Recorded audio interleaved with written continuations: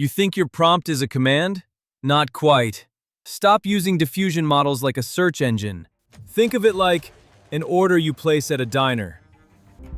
Before anything is cooked, the kitchen has to read the order. Your words, and the meaning behind them, determine the recipe. Think of a junior chef who walks down a pantry of possibilities to collect the ingredients and hand the recipe to the head chef. The chef uses those ingredients to prepare your meal. What starts as chaos gets heated and refines. Nothing is pasted together, nothing is retrieved. Think of it like learning to draw with an eraser. Before you can enjoy your meal, it has to be plated. That final step expands the concentrated work into the full pixels you see on your screen. Thanks for watching. The link to download these posters for free is available on my channel homepage.